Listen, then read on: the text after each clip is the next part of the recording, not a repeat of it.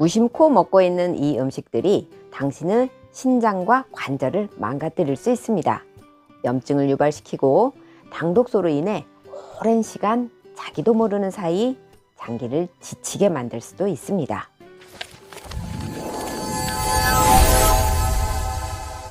안녕하세요. 이은성 약사입니다. 오늘의 주제는 신장과 관절을 동시에 망가뜨릴 수 있는 음식들에 대해서 알아보고자 합니다.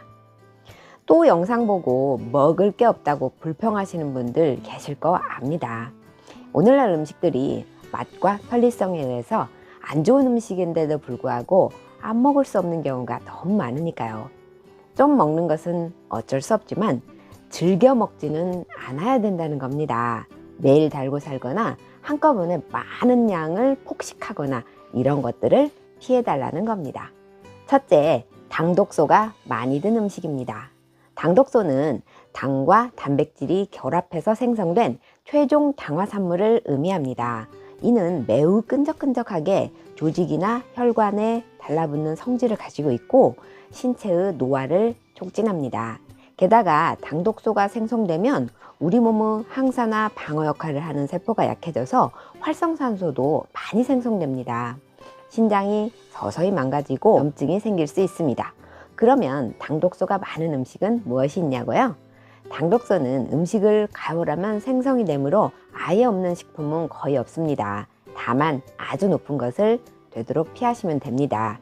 뉴욕 마운트 시나이 의대에서 549개 식품의 당독소 양을 조사해서 발표한 적이 있습니다. 이 중 대망의 1위가 무엇이었을까요? 바로 직화구이 닭다리 껍질입니다. 16,668 키토유닛에 해당되는 당독소가 나왔습니다. 2위는 구운 베이컨 11,905 키토유닛, 3위는 불에 구운 소시지 1143 키토유닛, 4위는 팬에 구운 닭다리 껍질 1034 키토유닛, 5위가 구운 닭다리 아랫부위 껍질 9897 키토유닛, 6위 올리브유를 넣고 팬에 튀긴 소고기 9052 키토유닛, 7위 빵가루를 입혀서 오븐에 구운 닭가슴살 8965, 8위 빵가루를 입혀 기름에 튀긴 치킨 가스 8750, 9위 미국산 가공치즈로 8677. 요새 햄버거, 피자 등에 들어있는 대부분의 치즈에 해당됩니다. 10위가 팬에 구운 소고기로 8570 키토유닛의 당독소가 나왔습니다. 네, 여기저기 비명소리가 들리는 것 같습니다. 너무 하나같이 맛있는 거 아닙니까? 그렇습니다. 마이야리 반응에 의해서 노릇노릇 풍미가 있어지면서 너무 맛있어지는데 당독소는 치솟는 겁니다. 동물성 식품을 직화구이로 했을 때 가장 높아집니다. 같은 식품이라도 말이죠. 그 다음에 오븐에 굽는 것, 튀기는 것, 삶는 것, 센 것 순으로 낮아집니다. 당독소 측면에서 보자면 생식이 좋지만 세균 문제나 소화 흡수 문제도 있기 때문에 익혀 먹어야 되는 경우 되도록 삶아서 먹는 조리법을 선택하십시오. 그리고 똑같이 익히더라도 고온보다는 저온에 뭉근히 익히는 것이 좋고요. 그리고 만약 이런 음식들을 먹을 때에는 레몬즙이 당독소 생성을 억제하는 효과가 있기 때문에 레몬을 곁들여 드시는 것도 좋겠습니다. 둘째, 인위적인 나트륨입니다. 나트륨 하면 소금만 생각하고 무작정 소금만 줄이려고 하다 보니 저염식을 할 대상이 아닌데도 저염식을 넘어 무염식을 하시는 분도 있어요. 만성 콩팥병이 깊어져서 단백뇨가 많이 나오는 상태가 아니라면 소금이 모자란 것은 오히려 신기능을 떨어뜨립니다. 저는 아침에 죽염을 탄 물을 마셔주는데요. 제가 피하라고 하는 것은 인위적인 나트륨입니다. 정제염은 염화나트륨 단독이죠. 저는 소금 중에서 정제염이 가장 나쁘다고 생각하는데요. 이것도 인위적인 나트륨으로 볼 수 있어요. 어떤 분은 정제염과 천일염이 거의 차이가 없다고 천일염에 들어있는 미네랄이 들어있어 봐야 얼마나 들어있냐 무시해라 그러는데 그건 정말 위험한 생각입니다. 원래 인체는 그런 미량의 미네랄 밸런스에서 좌우되니까요. 정제염만 나트륨이 있는 것은 아니죠. 가공식품 첨가물에 나트륨이 많이 들어있습니다. L-글루탐산 나트륨, MSG라고 하죠. 아질산 나트륨, 안식향상 나트륨 등 이런 것들이 어디 많이 들어있겠습니까? 당연히 인스턴트 가공식품에 많이 들어있죠. 일부 의약품 성분의 염의 형태로 나트륨이 들어가 있는 경우도 있습니다. 나트륨은 인체에 꼭 필요한 필수 성분이지만 과행 시 고혈압, 비만 등을 유발하고 부종을 유발할 수도 있습니다. 미네랄 균형이 깨지고 나트륨에 의해서 높아진 혈압은 신장 사구체 손상을 가속화시키고 비만과 부종은 관절 통증을 악화시킬 수 있습니다. 탄산수소 나트륨, 즉 소듐 바이카보네이트라고 하는 것은 대사성 산증이 있는 신장병 환자에게는 오히려 도움이 되는 것이니 이것은 예외로 생각하시고 참고하시면 되겠습니다. 셋째, 붉은 고기와 가공육입니다. 세계보건기구는 가공육을 발암물질로 규정하고 붉은 고기를 발암 가능성이 높은 물질로 분류하고 있습니다. 붉은 고기를 자주 먹게 되면 IGF-1이라고 하는 세포 성장 인자가 늘어나는데 이는 성장기에는 도움이 될 수 있어요. 세포 복제를 시키고 노화 속도도 빨라지게 만듭니다. 암 인자가 있다면 암을 키울 수 있다는 것이죠. 마블링이 많은 붉은 고기는 포화지방이 많고 오메가6 지방산이 높습니다. 목초 먹인 고기는 좋지만 요새는 옥수수 사료 같은 것을 먹여서 키우는 경우가 많아요. 그래서 육류 구성이 예전과 달라졌습니다. 여기에 균형을 이루기 위해서 오메가3를 충분히 먹어주면 괜찮은데 따로 오메가3를 안 챙기거나 생선을 안 먹는다 하면 오메가6가 과잉되고 염증이 심해질 수 있습니다. 고기를 가열할 때 당독소도 많이 생기고 이 고기를 베이컨, 햄, 소시지로 가공한 것은 더욱 좋지 않다는 것이죠. 여기에는 보존을 위해서 아질산 나트륨 같은 첨가물이 많이 들어가니까요. 붉은 고기를 아예 먹지 말라는 건 아닙니다. 채식만 하라는 것도 더더욱 아닙니다. 오히려 채식만 하는 사람은 일찍 사망하거나 치매가 올 수도 있어요. 우리 몸엔 지방도 필요하고 특히 뇌는 오메가3, 인지질, 콜레스테롤 등 지방이 절대적인 조직입니다.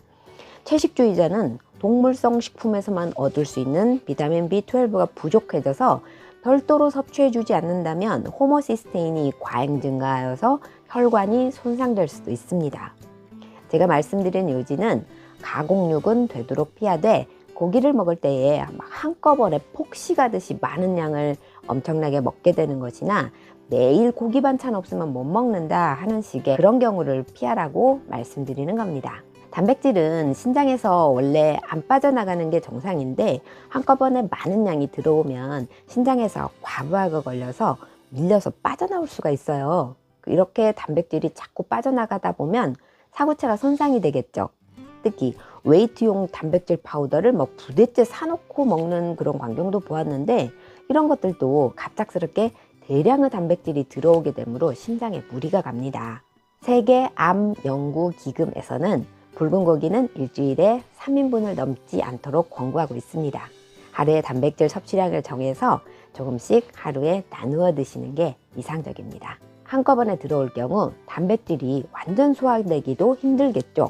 그러면 소화되지 않는 단백질이 장 누수가 있는 경우에 또 혈중으로 유입돼서 염증을 악화시킬 수도 있습니다. 또한 고기를 먹을 때 비타민 B6가 부족 시에 크산투렌산이 생성이 되면서 이것이 췌장의 랑게란스섬 베타세포를 파괴해서 당뇨를 악화시킬 수도 있고요. 당뇨는 만성콩밥병의 제1순위 원인이 됩니다. 뿐만이 아닙니다. 장내 박테리아가 붉은 고기를 분해해서 생성된 트리메틸아민이라고 하는 이런 질소화합물들은 죽상경화증과 관련이 있다고 알려져 있어서 지나친 육류의 섭취는 혈관 건강에도 적신호가 켜질 수 있습니다. 네이처 발표 연구에 따르면 며칠이나 몇 주의 단기간 동안 지속적으로 붉은 고기를 섭취 시에도 장내 마이크로바이옴을 변화시켜서 해로운 세균이 많이 증가하여서 염증성 장질환을 일으킬 수 있다고도 합니다. 넷째, 정제 탄수화물입니다. 탄수화물이 요새 무슨 원흉처럼 취급받고 있는데 같은 탄수화물이라도 복합 탄수화물은 괜찮습니다. 채소도 복합 탄수화물이 많이 있습니다. 정제 탄수화물은 일단은 섬유소가 제거되어 있고요. 혈당을 빠르게 오르게 하죠. 정제 설탕, 과당, 흰쌀, 흰밀가루, 시리얼, 빵, 과자, 케이크, 단 음료수 등 우리의 입을 유혹하는 이런 음식들은 혈당을 급상승하게 만듭니다. 이 혈당 스파이크가 일어나면 염증성 사이토카인의 생성이 증가해요. 게다가 이게 쉽게 중성지방으로 변해서 축적이 되므로 살을 찌게 만드는 주범입니다. 이런 식생활을 계속한다면 당뇨가 올 수도 있고 신장도 서서히 망가지겠죠. 염증 증가로 인해서 관절도 악화되고 또 비만으로 인해서 관절이 하중을 많이 받으니까 관절 연골이 빨리 닳아 없어질 수 있어요. 혈당의 급상승을 막으려면 채소를 먼저 먹고 단백질, 탄수화물 요 순서대로 먹는 식습관을 들이고요. 정제 탄수화물보다는 복합 탄수화물 형태로 드시는 게 이상적입니다. 또한 우리가 안 좋은데도 모르고 섭취하는 경우가 상당히 많이 있을 수 있는데 바로 설탕 제로라고 내세우는 가공식품에 첨가된 액상과당입니다. 설탕도 없는데 맛있네 하면서 드셨을 텐데요. 과당의 고섭취는 노산을 증가시키고 중성지방을 높일 수 있어요. 꿀이나 과일 속에도 과당이 들어있는데 아무리 몸에 좋다고 하는 과일도 많이 먹으면 오히려 해로울 수 있는 겁니다. 이 요산은 신장으로 배설되면서 신장을 지치게 하고 축적 시 통풍을 유발할 수도 있어서 그야말로 악마의 통증을 느낄 수도 있답니다. 인스턴트 식품을 가끔 먹는 것은 문제되지 않지만 매일 이런 음식을 드시게 될 경우 나의 건강을 심각하게 위협할 수 있다는 것을 기억하세요. 과자, 도넛 등의 트랜스 지방도 문제가 되는데 시간이 지나도 바삭하고 기름이 산화된 뜬내가 나지 않으려면 트랜스 지방을 아무래도 넣게 되니까요. 그런데 가끔 보면 트랜스 지방 0%라고 표기되어 있는 제품이 있는데 진짜 0%가 아닌 경우도 있습니다. 현행법상 0.2% 미만이면 0% 표기가 가능하니까요. 다섯째, 밀가루입니다. 밀가루가 문제가 되는 것은 글루텐이라고 하는 단백질 때문입니다. 글루텐은 호밀과 보리에도 함유되어 있어요. 글루텐은 중독성이 있어서 밀가루 음식 덕후를 만들기 쉬운데요. 글루텐은 장벽의 세포와 세포 사이의 결합을 느슨하게 만드는 치명적인 단점이 있습니다.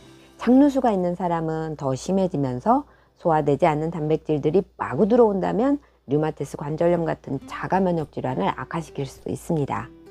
셀리악병이라고 하는 자가 면역 질환이 있는 경우 가장 심각하죠. 셀리악병은 장내 영양분 흡수를 저해하는 글루텐에 대해서 감수성이 증가해서 나타나는 알레르기 질환입니다. 한국에는 이 셀리악병이 있는 사람이 드물어요. 하지만 밀가루를 잘 소화시키지 못하는 한국인들은 꽤나 많습니다. 밀가루 음식을 먹으면 가스차고 복부 팽만감이 생기고 만성 피로에 피부 발진, 변비, 설사, 관절 통증 악화 등이 있으신 분들은 이러한 것들을 드시지 않거나 최소한 글루텐 프리로 섭취하시기 바랍니다. 오늘 5가지 말씀드렸어요. 앞에서도 언급했지만 현대를 살아가면서 완전히 이런 식품들을 배제하고 살아갈 수는 없습니다.